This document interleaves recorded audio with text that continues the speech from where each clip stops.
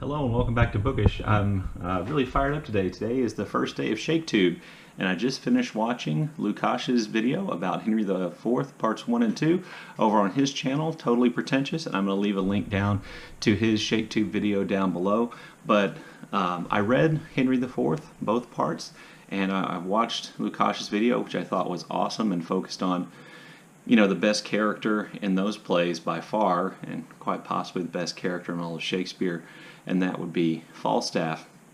And I had some thoughts, and I didn't know what Shaketube etiquette was, so Lukáš told me it was okay to go ahead and make my own video, so I am, and I want to share some thoughts that I had about the plays, and then talk about some of the things that he brought up in his video as well. So the first thing I would agree with Lukáš about is that it seems like to me these two plays, Henry IV Part 1 and Henry IV Part 2, are really all about just Henry V and his development as a person.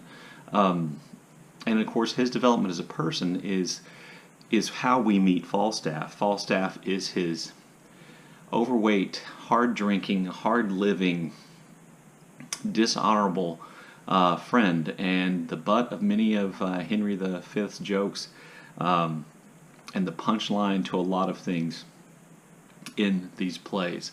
Falstaff, as Lukáš said, and he did a great job, I think, of describing, how Falstaff, or what the character of Falstaff represents in the plays. Falstaff is just thoroughly enjoyable as a character, and when Henry V does finally dismiss Falstaff from his friendship, it is a heartbreaking moment. And literally, if you read Henry V, which I'm also reading Henry V for Steve Donahue's Shaketube, if you read Henry V, the implication is more or less that Falstaff dies from a hard life, but also from having his heart broken by Henry V separating himself out, or separating himself from Falstaff. So the question then comes up, I think, is why does this happen?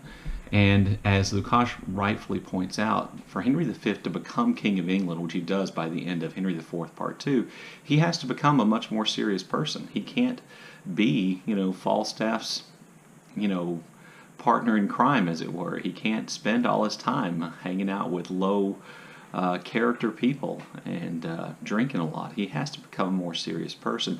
And to me, this actually brought up something I thought was interesting in Henry IV. Particularly in Henry IV Part 1, and that was the contrast between Falstaff on one hand and Hotspur on the other. So Hotspur is the lord, I believe, or the son of Lord, the Duke of Northumberland, and his name is Henry Percy, but his name is Hotspur, and he is acknowledged by most people as one of the greatest knights, warriors in England at the time. As a matter of fact, at one point, Henry IV, in talking about Hotspur, more or less wishes that his son, Henry V, who will go on to become king, was more like Hotspur. And he actually, I think, says something to the effect of he'd like to trade his Henry for Northumberland's Henry, which is a fairly harsh thing to hear if you're the son of anybody, that somebody would want to trade you for someone else's son. So it occurred to me that and I don't know if this is true, but I just wondered if Shakespeare was doing something interesting here. Hotspur is held up to be this really, example of a noble warrior and a great fighter and skilled, and Falstaff is held up as this example of complete reprobate with, only humor and friendship as his redeeming qualities. And at one point in the play, those two meet on the battlefield, and along with Henry V meets on the battlefield, and Henry V kills Hotspur. Falstaff will take credit for it, but Henry V kills Hotspur, and when Hotspur dies at Henry's hand, it's almost as though it's at that point that Henry starts to become that noble warrior that his father wanted, that person capable of being king. As Hotspur dies, Henry becomes Hotspur, and it's also from that moment, really, that I think Falstaff begins to fall from Henry's grace. I really thought that was interesting, and I wondered and I assumed that there's some intent in that. There's some symbolic importance, and maybe that's what Shakespeare's trying to symbolize with the death of Hotspur and then the fall of Falstaff, that Henry is becoming more Hotspur and less Falstaff. Also, and the last thing I'll say about the Hotspur Falstaff thing, I think this is where you can see some of the greatness of Shakespeare's writing, because you can tell the difference. You know, it's the same author, but he's clearly speaking in two different voices when Hotspur speaks versus when Falstaff speaks.